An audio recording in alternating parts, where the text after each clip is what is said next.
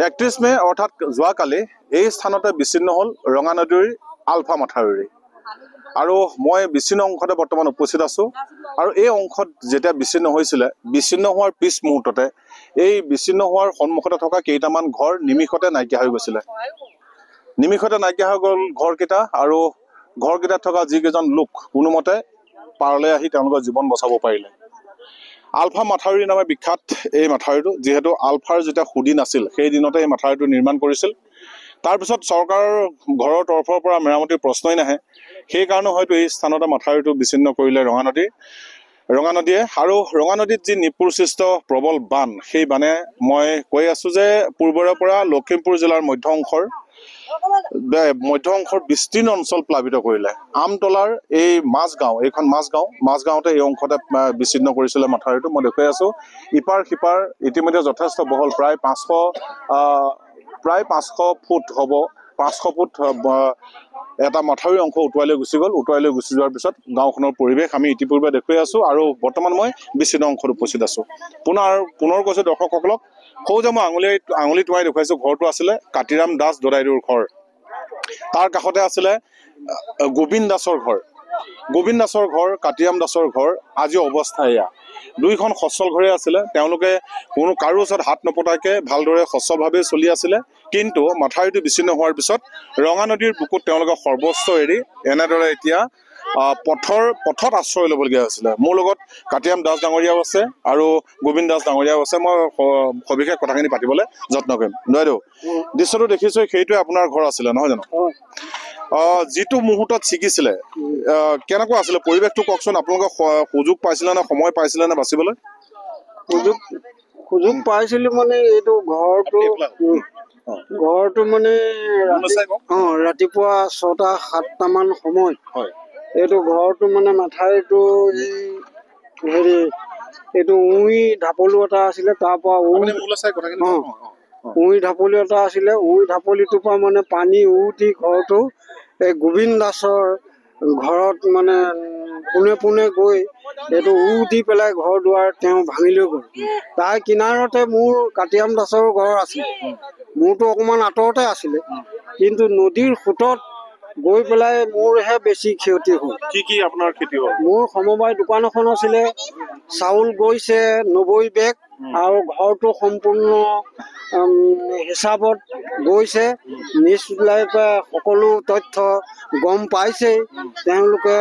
তথ্যটো গোটেই অসমবাসীক জনাইছে।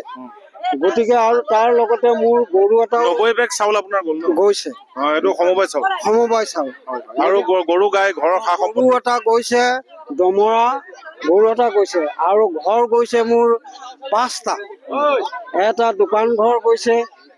আৰু এটা মানে লেট্ৰিন গৈছে, আৰু এটা ভঁৰাল গৈছে, আৰু এটা মানে গৰু গোহালি গৈছে, আৰু এটা খেৰৰ ঘৰ গৈছে, আৰু এটা মেলৰ ঘৰ গৈছে, আৰু এটা পাকঘৰ গৈছে। ঠিক আছে, আপোনাৰ লগত মই কথা পাতিম। আমাৰ গোবিন্দ দাস ডাঙৰীয়াও আছে। আপোনাৰ ঘৰটো য'লে দেখুৱাইছে তাত দেখোন ঘৰেই নাই, য'ত আপুনি ঘৰটো দেখুৱাইছে। নমস্কাৰ, মোৰ ঘৰ মানে আপোনাৰ গোটেই টোটেলি ভাঙি লৈ গুচি গ'ল। আপোনাৰ যেতিয়া দিলে আপোনাৰ 3:30 মান বজাত আপোনাৰ দিলে, তাৰ পৰা মই ভিনদেউ ঘৰ আছিলে, মই গৰুকেইটা উলিয়ালো ইমান বাটিত বৈ পিনি। তাৰপৰা ভিনদেউ আহিব নোৱাৰা হ'ল, বাইদেউ আহিব নোৱাৰা হ'ল। তাৰ পৰা মানুহকেইটা মই যেনেকৈ ধৰি আনিলো, গৰু ছাগলীটা উলিয়ালো। তাৰপিছতে দি আপোনাৰ ৰ'বলৈ সময় নাই, আৰু মানে ইয়াৰ পৰা ঢপলিয়াই আপোনাৰ ঘৰ বস্তুখিনি উলিয়াবলৈ নোৱাৰিলো। মানে এইটো সোমোৱাৰ লগে লগে খুন্দা মাৰিয়ে দিয়াৰ লগে লগে আপোনাৰ ল'ৰা ছোৱালী মানে চব ৰাস্তালৈ দৌৰ মাৰিবলগীয়া হ'ল। এইটো হুকে গুচিয়ে গ'ল, আৰু তাৰ পৰা একো বস্তুৱে উলিয়াব নোৱাৰিলো। গোটেই আপোনাৰ এইটো হ'ল পকা ঘৰ, চৰকাৰে দিছিলে কিস্তি পালো, তাৰপিছত নোৱাৰিলো নিজৰ টকা পইচা খৰচ কৰি। আপোনাৰ লগত কথা পাতিম, আৰু সহযোগীক মই অনুৰোধ জনাম যে যিটো অংশত কাতিৰাম দাসৰ ঘৰ আছে বুলি কৈছে, সেই অংশটো পুনৰ দেখুৱাবলৈ মই অনুৰোধ জনাইছো। আৰু কওকচোন। তাৰপিছতে মোৰ মানে আপোনাৰ পাকঘৰ আছিলে, সিফালে আপোনাৰ এইটো মেইন পকা ঘৰ, গোটেই কম্পিউটাৰ ৱাল মাৰিলো। ৰদ আপোনাৰ পেলাই থোৱা আছিলে, কাঠ আনি থোৱা আছিলে আপোনাৰ মই 50 কেবি মান, আপোনাৰ পালিং চালিং আপোনাৰ কেঁচি আপোনাৰ হেৰি চৌকাত তাৰ পৰা আপোনাৰ সেইপিনে শিল বালি মই সকলো গোটাই থৈছিলোঁ চেমিটো আছিলে আপোনাৰ 4 বেগমান তাৰপিছতে আপোনাৰ ভঁৰাল আৰু আপোনাৰ গৰু গোহালি আৰু এনেকৈ আপোনাৰ মই এনেকৈ কাম কৰি ৰন্ধা শাল এখনো বনাই থৈছিলোঁ এনেকৈ ধৰি মোৰ 6টা ঘৰ আপোনাৰ টোটেলি গুচি গ'ল ছাৰ গুচি গ'ল মানে ৰাখিবলৈ একো নাপালোঁ মই মিস্ত্ৰী কৰোঁ মোৰ ইষ্ট্ৰি মোৰ হাতীয়া গুচি গ'ল তাৰপিছত এতিয়া মোৰ আপোনাৰ ছাগলী ভগৱান মিস্ত্ৰী কৰোঁ চাগে কাঠৰ চাঠৰ এতিয়া মোৰ গুচি যোৱাৰ পিছত মোৰতো উপায় নাইকিয়া হৈ গ'ল হাতীয়া গুচি গ'ল মই দুটা এটা উঠালোঁ তাকো কট 4খন এনেকৈ নোৱাৰিলোঁ তাৰ পৰা গৈ আপোনাৰ গৰু এটা গৰুখন গুচি গ'ল গৰু দি আপোনাৰ 3টা গৰু হেৰাই গুচি গ'ল এতিয়ালৈকে এটাজনী গৰু নাপালোঁ বাকী 2টা পালোঁ আৰু মই বাকীকেইটা পোৱাৰ পিছত এটাজনী গৰু এতিয়াও মই বিচাৰি নাপালোঁ এতিয়া যাব নোৱাৰোঁ এতিয়া ক'ত আছে নাই এতিয়া আপোনাৰ ইয়াত সিপাৰে থাকিলোঁ সিপাৰৰ পৰা গৈ পিনি ইয়ালৈ আহিলোঁ ছাৰ ইয়ালৈ আহি এতিয়া কোনোমতে চৰকাৰে দিয়া ত্ৰিপাল এখনতে আমি তলতে সোমাই আছোঁ এইজন হ'ল কাটিয়াম দাস আৰু এইজন হ'ল গোবিন্দ দাস দুইজনে সৰ্বস্ব হেৰুৱালে যে মাথাউৰিটো য'ত ছিঙিছিলে তাৰ মুখতে তেওঁলোকৰ ঘৰ আছিলে ঘৰ দুৱাৰ সা সম্পত্তি তেওঁলোকৰ নিশ্চিহ্ন হৈ গ'ল ৰঙা নদীৰ বুকুত এইসকলৰ চকুলোৰ মূল্য চৰকাৰে দিব পাৰিবনে নোৱাৰে এইটো এটা অতি ডাঙৰ প্ৰশ্ন আৰু কিবা ক'ব নেকি আৰু কি হেৰালে আপোনাৰ মোৰ মানে কাঁহী বাতিৰ পৰা ধৰি পাকঘৰৰ পৰা ইয়াত দেখিছে এইপিনে ভাগি পেলাই তাত পাকঘৰত আৰু চব সা সম্পত্তি যি আছিলে চৰু কেৰাহীলৈকে ধৰি সৰ্বস্ব গুচি গৈছে চৰু কেৰাহী পৰ্যন্ত গ'ল কিহত ৰান্ধি খাইছে এতিয়া ভাতেই বনোৱা নাই কোনোবাই আনি পেলাই দিছেহি মিতি কুটুম গতিকে এনেকুৱা এতিয়া আজি বৰ্তমান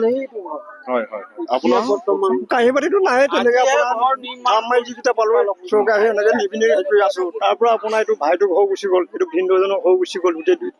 আমাৰ 4জনৰ ঘৰ একদম টোটেলি গ'ল আৰু আপোনাৰ উপায় নাই এতিয়া কি কৰিম আমিতো আৰু এতিয়া তাৰ পৰা আহি পিনি ইয়াত আছোঁ আৰু যেনে ত্ৰিপালখনৰ লগত কওকচোন কওক কি হ'ল কথাত কি হ'ল সমবায় চাউল 2 কোটা দিছিলে সেয়া ঘৰ দুৱাৰ সমবায় ঘৰে দুৱাই গুচি গ'ল এতিয়া ৰাইজকনো আমি কি কৰিম আৰু গৰু গুচিয়ে গ'ল গৰু নাপালোঁ আৰু ঘৰৰ বস্তু এয়া ছোৱালীজনী পাটৰ চিট মুগা চিট চব চেচ নাই চব গ'ল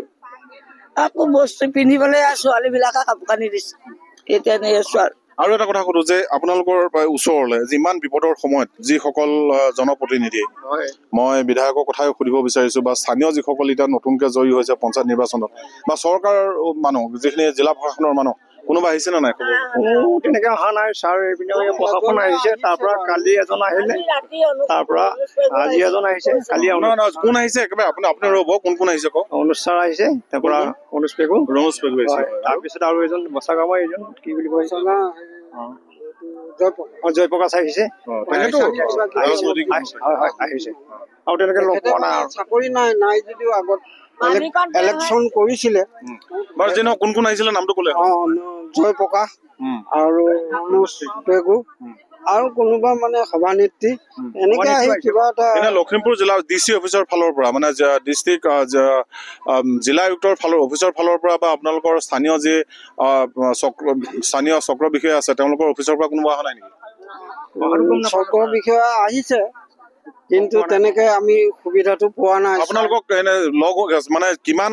হানি হ'ল কিমান লোকচান হ'ল সেইবিলাক খবৰ লোৱা নাই নেকি খবৰ তাৰমানে তেওঁলোকে আহি আঁতৰৰ পৰা যাব নোৱাৰে আপোনালোকক সুধিছে নাই আমি যেনেকে সুধিছো তেনেকে সুধিছে নাই তেনেকে এতিয়া সোধা নাই সোধা কোনে আপোনালোকক কিমান হানি হ'ল কিমান লোকচান হ'ল সোধাই নাই আমি সংবাদকৰ্মীসকলে আমাৰ দায়িত্ব আমি পালন কৰিছো চাওক এই দুজন লোক আছে সকলোৱে চিনি পাব কাটিয়াম দাস আৰু গোবিন্দ দাস তেওঁলোকৰ সা সম্পত্তিৰ হিচাপ কিমান গ'ল কিমান লোকচান হ'ল গোটেইখিনি খবৰ আমি সংবাদকৰ্মীসকলে আমি সংগ্ৰহ কৰিছো সেই অনুপাতে সম্প্ৰচাৰ কৰিছো কিন্তু ডাঙৰ কথা যিসকলে কাৰ্যালয়ত বহি এইসকল লোকৰ কাৰণে কাম কৰি আছো বুলি কৈ থাকে আচলতে তেওঁলোকে হেনো এখেতসকলৰ আগত মুখেই দেখুওৱা নাই হয় নোৱাৰে যাব সেই স্থানলৈ মই পুনৰ দেখুৱাইছো সেই স্থানটো মই পুনৰ দেখুৱাবলৈ মোৰ সহযোগী অনুৰোধ জনাম নাৱেৰে মানুহ অহা যোৱা কৰি আছে বিপদসংকুল অৱস্থাত এই অৱস্থাত সেই প্ৰশাসনিক বিষয়াসকল সেই নিৰ্দিষ্ট জেগালৈ যাব নোৱাৰে সঁচা কিন্তু দুৰ্গতজন বা কাটিয়াম দাস বা গোবিন্দ দাস পাৰতে আছে চিগা উন্মুক্ত অংশতে আছে তেওঁলোকৰ খবৰ ল'বলৈও যে প্ৰশাসনৰ যিসকল প্ৰতিনিধি তেওঁলোকৰ সময় নাই এয়া হ'ল বাস্তৱ কথা সঁচাকে কওকচোন একেবাৰে কোনো অহা নাই সাংবাদিকৰ হিচাপে সুধিছে সাংবাদিকসকল প্ৰশাসনৰ মানুহ নহয়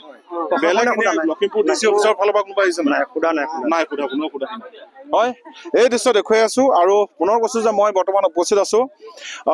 আমতলা অঞ্চলৰ যি মাজগাঁৱত য'ত নেকি আলফা মাথাউৰি বিচ্ছিন্ন হৈছিলে আৰু সেই আলফা মাথাউৰিৰ ওপৰতে মই বৰ্তমান আছো আৰু যি উন্মুক্ত অংশ প্ৰায় 500 ফুট দৈৰ্ঘ্যৰ এটা উন্মুক্ত অংশ ইতিমধ্যে কালি ৰঙা নদীৰ বলিয়াবানে নিপকুৱে যি বানপানী সৃষ্টি কৰিলে ৰঙা নদীত বলিয়াবানে উটুৱাই লৈ গুচি গ'ল তাৰপিছত ৰাইজৰ মাজত হাহাকাৰময় পৰিৱেশ আমি পহুমৰা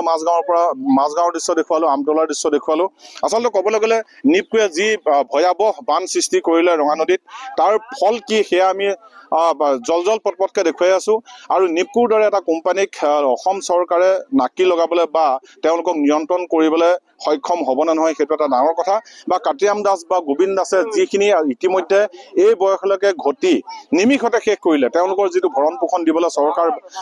সক্ষম হ'ব নে নহয় সেইখিনি ডাঙৰ প্ৰশ্ন কিন্তু মূল কথাটো হ'ল কি এই স্থানতে যোৱাকালি মাথাউৰি বিচ্ছিন্ন হৈছিলে আৰু যি বান ৰঙা নদীত আহিছিলে সেয়া কিন্তু নিপকুৰ দ্বাৰা সৃষ্ট সেয়া প্ৰাকৃতিকভাৱে সৃষ্টি হোৱা বান নহয় বৰষুণৰ ফলত হোৱা বান নহয় আৰু এই বানৰ ভৰণ পোষণ এই বানৰ হিচাপ নিকাচ কিন্তু